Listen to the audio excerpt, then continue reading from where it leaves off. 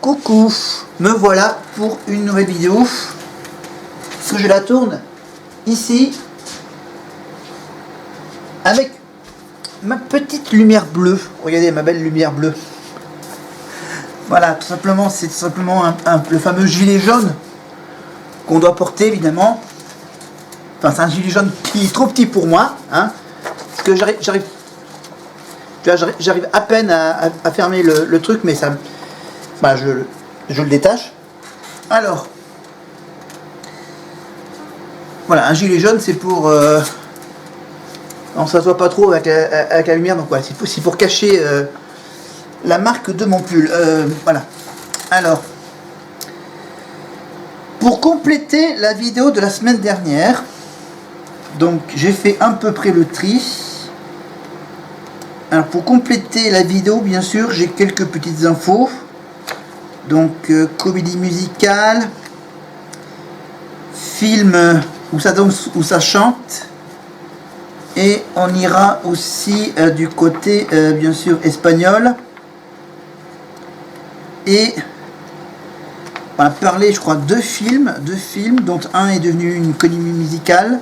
On va parler d'un chanteur et d'une actrice, mannequin et danseuse espagnole. Bien sûr, je parle évidemment qu'on va parler. Alors avec le petit bruit du four à micro-ondes, parce que j'ai mon petit système de cuisson, ma petite cuisson de pommes de terre version vapeur, avec donc voilà. Voilà, donc désolé pour les 20 minutes qui vont, voilà, dans moins de 20 minutes, ça va sonner dans 18 minutes à peu près. Donc Monica Cruz, donc je reviens bien sûr à Undo Stress, hein. Voilà, j'ai enlevé, bien sûr, malheureusement j'ai enlevé les infos qu'il y avait dessus, bien sûr, sur la série Undo Stress, mais on va pas y revenir. On va surtout bien sûr parler rapidement de Monica Cruz, bien sûr, en vous rappelant qu'elle est née en 1977, du côté de Madrid, évidemment, actrice, mannequin, danseuse espagnole, donc. Donc, elle a également interprété le rôle de Carmela Cortés dans la série espagnole Velvet Collection, voilà, ainsi que le rôle de Irene dans une série, bien sûr, et pour le cinéma, elle interprète le rôle de Tabitha dans un film qui s'appelle L'Enquête Sacrée. Monica Cruz Sanchez est donc la fille de Encarnación Sanchez, une coiffeuse, et d'Eduardo Cruz, un mécanicien, décédé d'une crise cardiaque en 2015 à l'âge de 62 ans. Alors, elle a une sœur aînée. Voilà, elle a une sœur aînée donc qui s'appelle bien sûr Penélope Cruz, bien sûr, hein, la sœur aînée, donc Penélope, donc en 74. Donc voilà, il y a juste 4, 5, 6, 7, voilà, et grosso modo, il y a quasiment 3 ans presque d'écart, quasiment 3 ans d'écart entre Penélope et Monica Cruz. Donc bon, à part Monica et Penélope, il y a aussi elles ont aussi toutes les deux, elles ont un frère cadet. Voilà, un frère cadet qui s'appelle Eduardo Cruz, né en 85. Ses parents, donc les parents de Monica et de Penélope, hein, voilà, et les parents Cruz ont divorcé en 99 et son père s'est remarié, voilà, à Carmen Moreno en 2003. Cette dernière a donné naissance à une fille prénommée Salma Cruz. En 2012, elle a intégré l'Académie royale de danse afin d'étudier la danse classique et le flamenco pendant 10 ans. C'est pour ça, bien sûr, qu'elle a été prise au casting de la série Undo Stress. Voilà, danse classique et donc flamenco, bien sûr. Dans la série, bien sûr, on la voit à un moment danser donc de la danse, bien sûr, flamenco. Et la danse classique, bien sûr. Il y a aussi de la danse moderne dans la série. Mais dans la vie privée, bien sûr, on vous rappelle que Monica Cruz, donc bien sûr pour Un Dos Tres, elle a rencontré donc Miguel Angel Munoz sur le tournage. Et donc bien sûr, du coup, boum, ils ont vécu une passion pendant plus de 3 ans, jusqu'à ce qu'ils se séparent, bien sûr, en 2004. Elle fréquente ensuite l'acteur argentin Fabián Mazzei. Voilà, de 2005 à 2006, puis un dénommé Paolo, cascadeur italien, de 2006 à 2010, avant de partager la vie de l'acteur espagnol Alex González de 2010 à 2011. En décembre 2012, elle a donc annoncé en 2012 qu'elle était enceinte de son premier enfant, conçu via une PMA. Voilà, une procréation médicalement assistée. Le 14 mai 2013, elle donne naissance à sa fille Antonella Cruz Sanchez. Voilà, donc si je comprends bien, elle est célibataire, si je ne me trompe pas. Célibataire, mais bien sûr, elle s'occupe toute seule de cette fille. Voilà, donc voilà. Bon, au niveau de sa biographie, donc elle commence à apprendre la danse classique à 5 ans. Elle étudiera 10 ans le flamenco et la danse classique à l'université royale, la Royal Academy de danse espagnole. Engagée à 14 ans dans la compagnie de danse de Joaquim Cortés, danseur de flamenco réputé, elle y reste 7 ans et part en tournée à travers le monde pour les représentations des spectacles.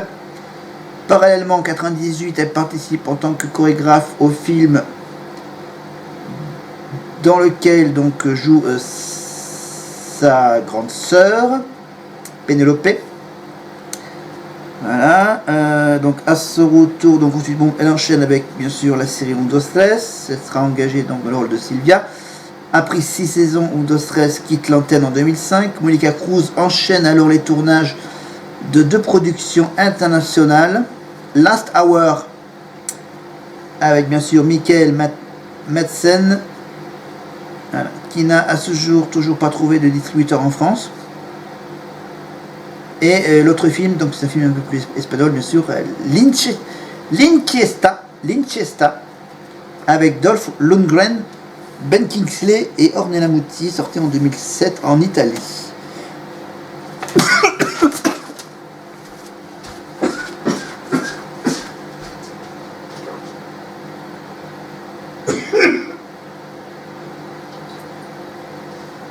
Oh putain.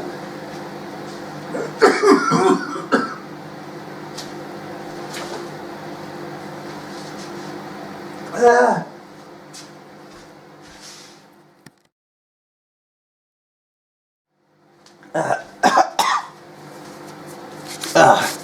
Pardon. Excusez-moi pour cette petite coupure. J'avais juste avalé la salive de travers. Donc, où est-ce que j'ai posé la fiche? Ah oui, du coup, c'est pas grave. Alors, Monica Cruz, donc, en était à sa biographie. Bon, on va pas aller plus profondément sur sa vie. Voilà, elle fait par ailleurs partie de la distribution d'Astérix et Obélix aux Jeux Olympiques, aux côtés d'Alain Delon et Gérard Depardieu. Voilà. Le rôle qu'elle interprète a été coupé au montage. Voilà, elle joue le rôle d'une certaine Esmeralda, danseuse qui séduit les Gaulois. Voilà, c'était coupé au montage et courant 2008. Le film intitulé LOL All Exclusive avec ce problème de le film intitulé All Inclusive est sorti sur les écrans, dans lequel elle joue le rôle de Clemencia. Voilà. Parallèlement, voilà quelques petites infos. Elle a lancé une collection de sacs au Japon avec sa sœur Pénélope pour une marque. Voilà, elle pose pour plusieurs magazines célèbres et participe à de nombreuses publicités. toujours entre sœurs. Voilà, elle fait une apparition dans le clip de Jamiroquai en compagnie du chanteur donc J.K. bien sûr, le leader de Jamiroquai.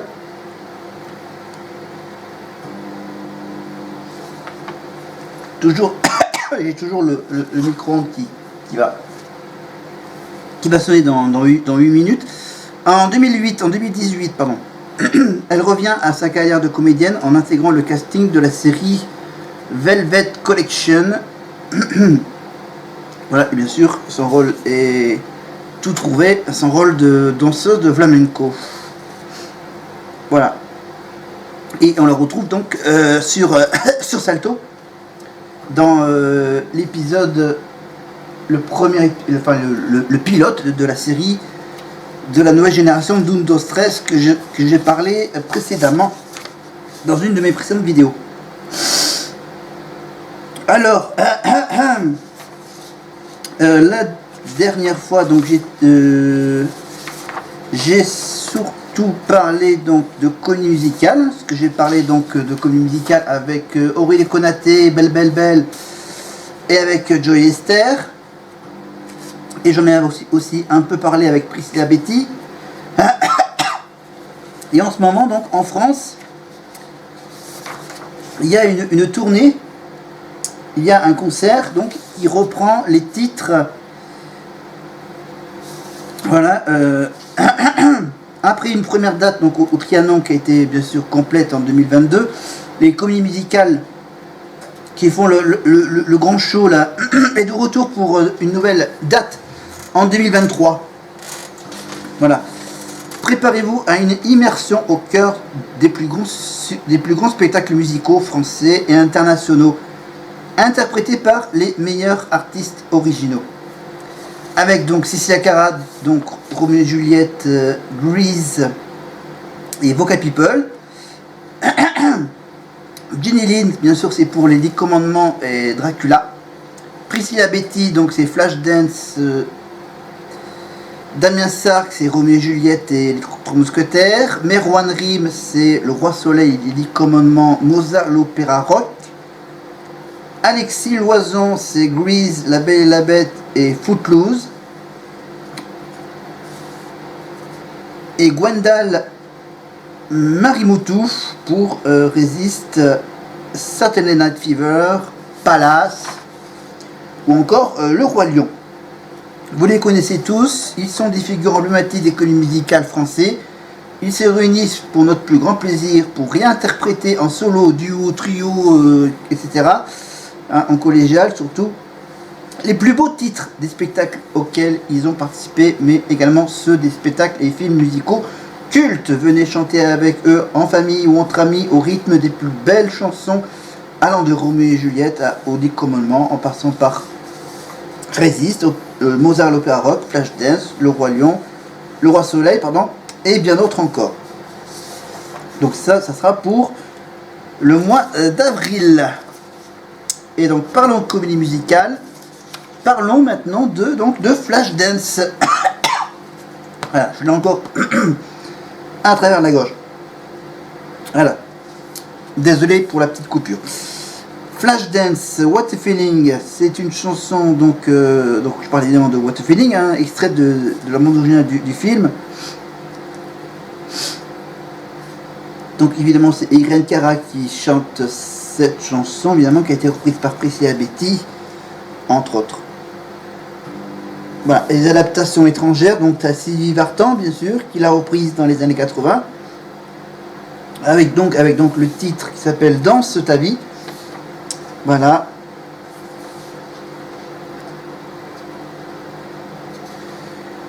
Voilà, la chanson remporte l'Oscar de la meilleure chanson originale en 84. En France, le single s'est écoulé à plus de 1 300 000 exemplaires, disque de platine. Donc la chanson a été classée en 2004 aux 55e place au classement donc des 100 chansons, des plus grandes chansons du cinéma américain. Voilà, c'était la petite info. Donc Flashdance, chanson donc qui a été également adapté avec une certaine Caroline Costa en 2016. Flashdance, What a Feeling. Voilà, donc voilà, donc certifié donc disque de platine avec 1 365 000. Certifié double disque de platine au Canada en 84 avec 20 000 ventes. Aux États-Unis, donc c'était évidemment disque d'or en 83 avec 500 000 exemplaires, et au Royaume-Uni en 83 avec 200 000 exemplaires. Donc eux, c'est simplement un disque d'argent. Voilà. Je vais avoir du mal à finir la vidéo.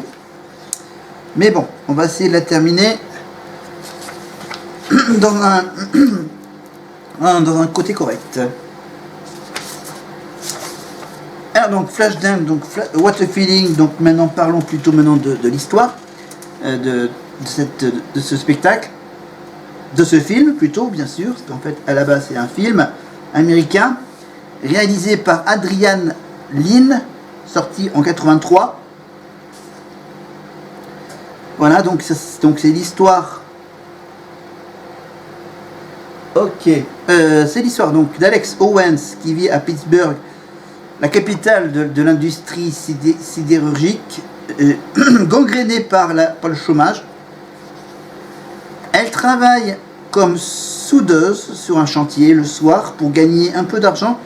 Elle danse dans un cabaret. Progressivement, elle apprécie de plus en plus cet art et sacrifie tout son temps libre pour s'entraîner afin d'entrer dans une grande école de danse. Ah, j'en ai le nez qui... Bon. Flashdance. Le titre québécois est intéressant, ça s'appelle Le Feu de la danse. Flashdance, ouais, flash, feu. À vous de le comprendre, la traduction. Un budget 9 millions de dollars. Voilà, un film qui dure 95 minutes. Sorti en France en septembre 83 et sorti bien sûr bien avant aux États-Unis et au Québec en avril 83 avec Jennifer Beals. Pardon. Je dis bien Jennifer Beals dans le rôle d'Alex. Évidemment, hein, je ne vais pas tout vous lister. Les personnages et les acteurs. En fait, voilà, on va pas parler de tout ça. Alors on va vous dire déjà que le tournage, donc le tournage a été fait en 82 pendant l'automne et qui s'est achevé le 30 décembre, juste avant le réveillon en 82. Ça a été tourné donc principalement à Pittsburgh en Pennsylvanie aux États-Unis, ainsi qu'à Los Angeles, Palos Verdes et du côté de Pasadena en Californie. Pour toutes les scènes de danse, bien sûr, Jennifer Beals a été doublée par une danseuse française. Et dans les scènes de l'audition finale, les sauts ont été effectués par la gymnaste, évidemment. Voilà. Si vous voulez connaître voilà, les prénoms de la danseuse française et de la gymnaste qui a fait donc doublure doublure du personnage principal, Jennifer Beals, c'est sur Wikipédia. Maintenant, on va être tranquille. Enfin bon, ok, je vais la stopper. Voilà. Maintenant comme ça, il ne sonnera plus. Voilà. Alors, voilà donc la musique. Donc j'ai parlé grosso modo du titre phare. Maintenant, passons à autre chose. Ah oui, j'enchaîne les sujets que j'ai pas eu le temps de faire précédemment. Alors, on va donc oui, j'avais dit donc ok. Alors du coup, on va commencer dans quel sens? On va commencer ouais. Donc ça, on fera à la fin. Alors donc on parlait de Flashdance. Donc il y a Flashdance, il y a Grease, Il y a aussi Staying Alive, La fièvre du samedi soir. Et voilà, j'en ai choisi deux. Hein, j'ai choisi donc Flashdance et Footloose. Oula, Footloose. J'irai boire de l'eau tout à l'heure. On va essayer de la finir à la vidéo. Alors, Footloose. Alors bon, bien sûr, c'est un film, mais bien sûr, un petit peu moins connu que Flashdance, que Fame, que tout ça. En fait, Footloose, donc c'est un film de 84, donc même époque que Flashdance. L'histoire est celui-ci.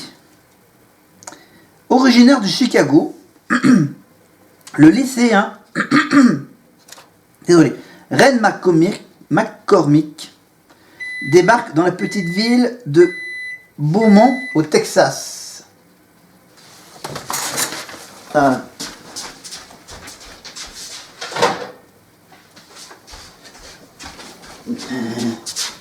Désolé. Alors, on revient donc à Beaumont au Texas avec sa mère, donc la mère de Ren McCormick.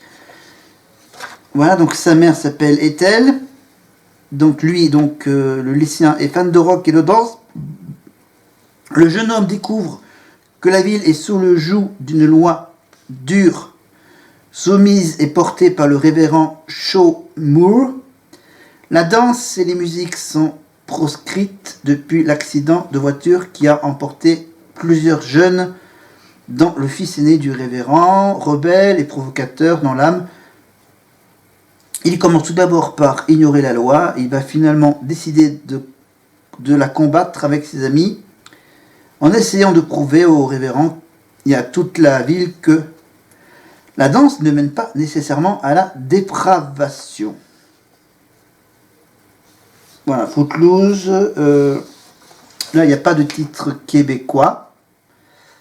Voilà. 8,2 millions de dollars, pardon. Il dure un peu plus longtemps que Flashdance, donc 107 minutes. Voilà, sorti donc le 9 mai 84 en France et en février 84 aux États-Unis. Ah, il y a quand même la star, hein, la vedette du film, c'est Kevin Bacon. Oui, Kevin Bacon. Voilà, qui joue le rôle de Ren McCormack.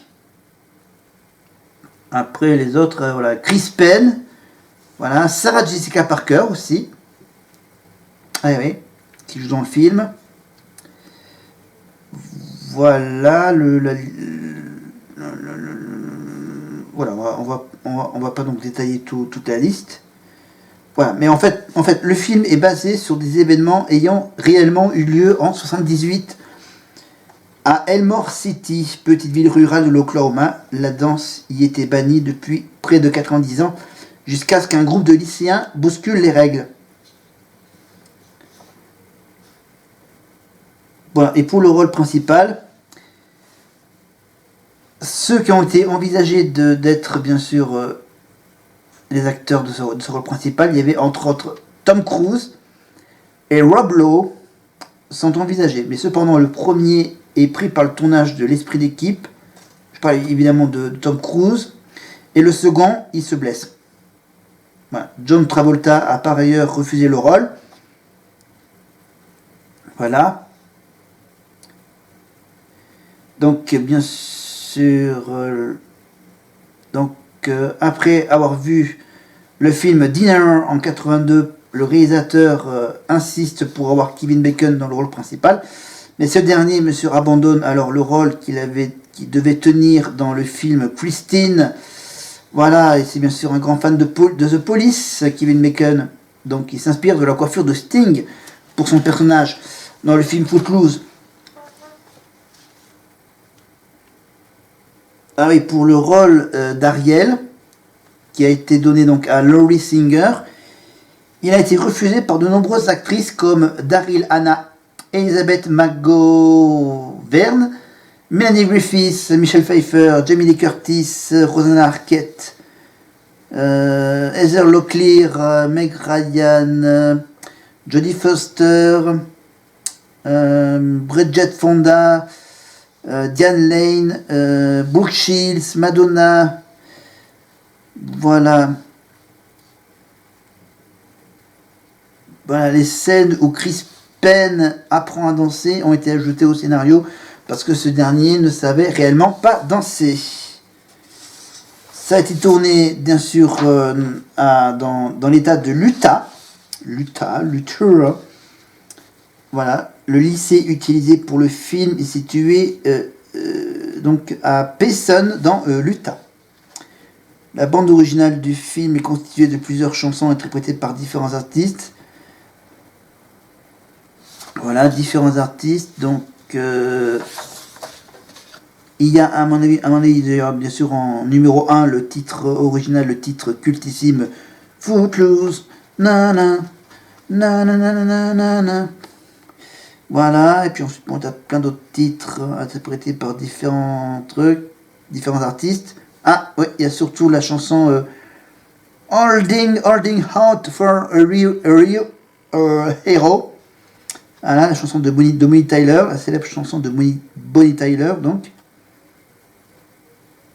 Voilà, je vous mettrai en lien, évidemment, ce titre, peut-être. Voilà, alors en fait, bien sûr, ce film a inspiré de nombreux artistes et ça a été mentionné dans plusieurs films et séries télévisées. Par exemple, alors que je vous cite un exemple, à la fin du 11e épisode de la 20e saison de la série Les Simpsons, les enfants ainsi que l'inspecteur Gary Chalmers dansent comme dans le film. Dans le 9e épisode de la 4e saison de la série du Young Sheldon, voilà, Georgie montre le film à Missy pour qu'elle puisse convaincre leur mère de la laisser aller à un bal. Dans la série How I Met Your Mother, qui fait également référence au film dans l'épisode 4 de la saison 2. La série Glee fait aussi référence au film. Dans la série Modern Family, bien sûr. Dans le film Les Gardiens de la Galaxie, Star-Lord explique à Gamora qu'il adore la musique et la danse depuis qu'il a vu le film. Dans le film Avengers Infinity War, Star-Lord demande si c'est toujours le meilleur film de tous les temps. Peter Parker lui répond que cela ne l'a jamais été. Dans la série Les Griffin, Peter Griffin refait la danse du film en expliquant « Quand je suis en colère, je danse comme dans Footloose ». Dans la série Dawson Creek, Andy danse sur la musique de Footloose au début d'un épisode de la saison 2. Dans la série Umbrella Academy, Diego hallucine, enfin oui, il rêve d'une battle de danse entre l'Umbrella Academy et la Sparrow Academy sur la musique de Footloose, avec bien sûr une magnifique chorégraphie sous forme de battle. Et dans la saison 1, dans la saison 1, épisode 7 du dessin animé Rick et Morty, le fils de Morty reproduit la danse effectuée par Kevin Bacon dans le film. Et ça a donné bien sûr également un remake et une comédie musicale. Pour la comédie musicale, évidemment, c'était en 98 la comédie musicale Footloose à New York. Et le remake, donc réalisé par Greg Brewer, sorti en 2011 avec Kevin Wormald. Voilà, film,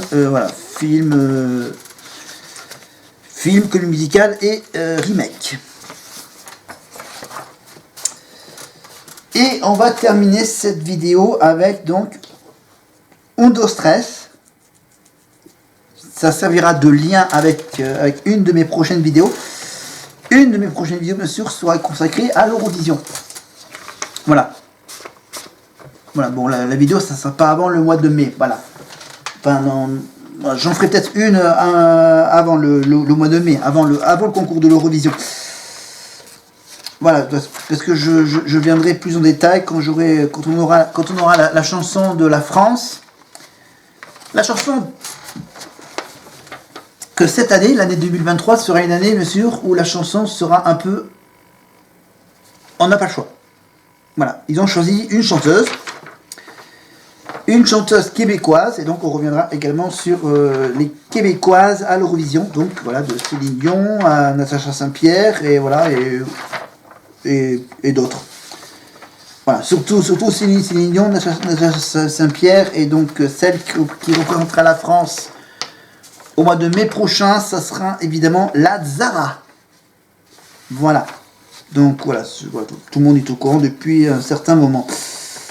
Mais il y a surtout une personne qui a fait l'Eurovision. Ça n'a pas du tout marché. Un candidat de télécrochet. Un candidat qui a des origines espagnoles, qui est belge, voilà, qui est né en Belgique et qui a des parents qui ont des origines espagnoles. Le vainqueur de la première édition de l'émission de télécrochet à la recherche de la nouvelle star sur M6 en 2003.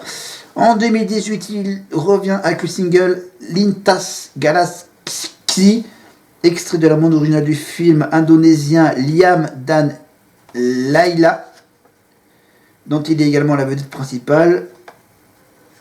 Et en 2022, il est à l'affiche de la pièce de théâtre Hasta la Vista, qui s'est jouée donc en 2022 au théâtre, dans un théâtre suisse.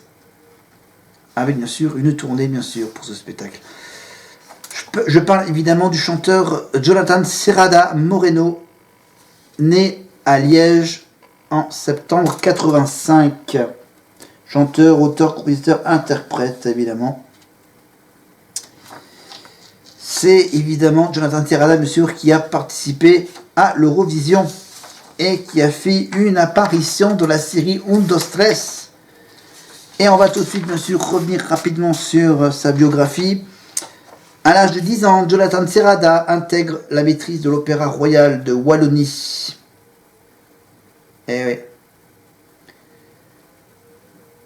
C'est vrai qu'on passe directement, bien sûr, à un petit coming out en 2022 sur l'émission de TPMP People avec Mathieu Delormeau sur C8 le 26 mars 2022. Invité donc à cette émission, monsieur Jonathan Serrada révèle être gay. Et il est marié à un Français. Voilà, ils sont parents d'un petit garçon. Et bien sûr, ils vivent en Belgique. Voilà, et en fait, toute l'histoire a commencé, bien sûr, à la Nouvelle Star, ou Télécrochet d'M6, en 2002, automne 2002. Voilà, lors de son audition à Bruxelles, il interprète la chanson Suerte de Shakira, la version espagnole de Whenever, Wherever. Il est retenu par le jury, bien sûr, composé par André Manoukian, Dovatia, Verda Cacon et Lionel Florence.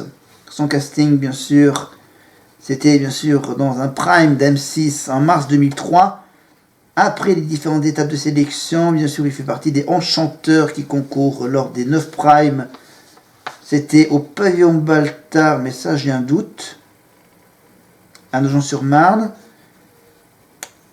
Avec Benjamin Castaldi, il remporte la première saison du télécrochet le 10 juillet 2003 en battant en finale Thierry Amiel.